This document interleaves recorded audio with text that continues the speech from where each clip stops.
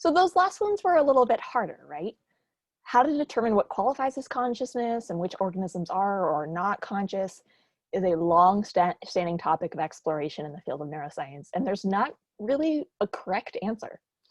So in this chapter, we're going to explore what consciousness is, and then how it differs from being awake versus asleep, some different problems and disorders of consciousness, and then lastly, how we might go about manipulating our consciousness through different drugs. Starting off with what it actually is. Okay, so the book's definition of consciousness is broadly just awareness. And it's going to take either two forms, either your state of awareness, so whether you are or are not aware, kind of like a switch, and this leads to various disorders if you're not aware, or fully consciousness if you are, or what your current content of awareness is. So you might say, like, I am aware of this computer screen I'm looking at, and I'm less aware of some subliminal, some other type of processing or thing in the environment that might be happening. So either of those could be a definition of consciousness. Your book also mentions that it's knowing or being aware of ongoing experiences occurring both internally and in the world. So this kind of adds a layer to this. So you need to be aware of things that are happening both inside of you. So things like your thoughts, your memories, your internal physiological states, but also in the world too. So you have to be aware of your external environment, things like lights and sounds and other people. There's also a subset then of self-awareness. So this is kind of your internal awareness of yourself. It's the special understanding that you as yourself are distinct and separate from other individuals. So it's recognizing that you're your own being and that other people around you, they are also their own beings and you're different from them. Those are all kind of vague-ish definitions, and I'll be honest, each textbook I've read has slightly different definitions of this.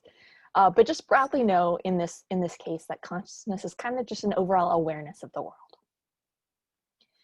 But there's kind of three main components we're going to talk about, and researchers have kind of developed these thoughts through looking at how consciousness has evolved in different animals. So first, organisms that are conscious likely show these variations in alertness, or they're awake.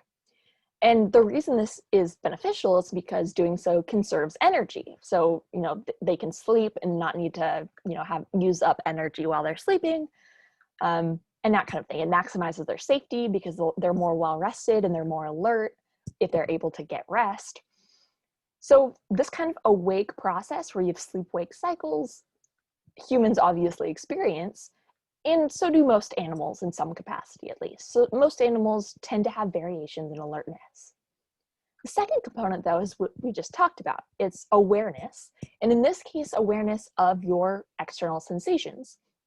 So these behaviors are not just kind of reflexes. So it's not like you hear a sound and you just run automatically, things like we talked about in our sensation and perception lecture, those kind of bottom-up, exogenous, external factors that might draw your attention. It's not just reflexive actions to those types of things. We're talking about awareness of things that can actually be planned out. So things like maybe if you hear something in the distance, you can stop, you can think about, okay, my options are to run this way, I could hide over here, I could stay and fight, and to process what's going on and thoughtfully choose how you want to address it. So humans also fall into this category, but it's a little less common or a little harder to determine explicitly in animals. And then the last component, as you might kind of guess, is awareness, but this time of yourself internally. So not only should an organism be aware of their external environment, but also internal. So this leads to heightened meaningfulness of yourself and wanting to do what's best for you, or self-preservation.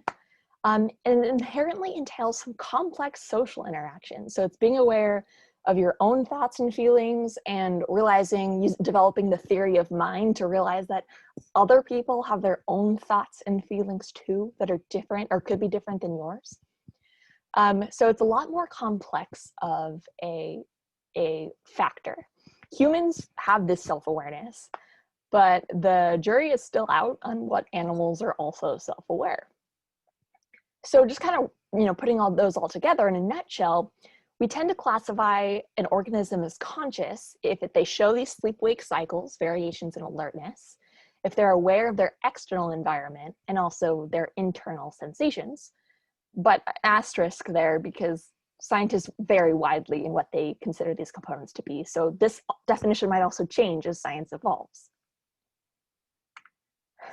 So I have a thought question for you. So we've talked about now what science says consciousness is, but how would you actually go about determining whether a person or an animal was conscious or not? So I want you to pause and think about this. What kind of tests might you do, or what might you look for if you wanted to know if an organism possessed these traits?